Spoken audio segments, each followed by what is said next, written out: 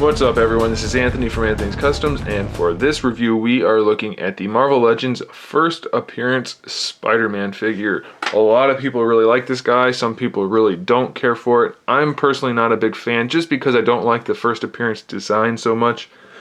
The figure itself has a few flaws in the execution, but it's generally a good figure, so if you do like the first appearance Spider-Man figure, this is for you. He comes with the webbing, which is one of the features of the first appearance Spider-Man, so even though I don't care for that, I wouldn't take it off of this guy. I should probably tell you the height while we're here. He stands about 6 1/4 inches tall, so pretty much in scale with all the other Spider-Man figures. All of the webbing is sculpted. The spider logo is sculpted on the front.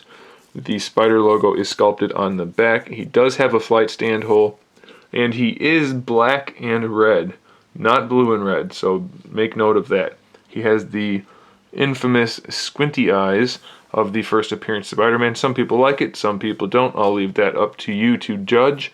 Really good range of motion in the head articulation, side to side, no problem. Ab crunch is a little weird. Mine won't stay back. It does go forward a little bit, but that's, I don't know if mine's defective or if that's normal with them, so can't tell you more than what I can see, unfortunately. He does have a butterfly joint.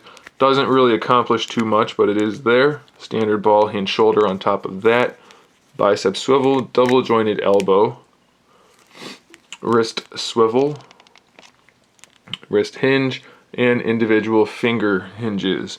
Not the best design for those. They look a little goofy, and they are notoriously fragile, so be careful with those. He does have a waist twist, T-jointed hips that are ratcheted. His crotch piece is a little old school looking in that it's got the big square chunk down there, so it does detract a little bit from the figure, but it's not horrible.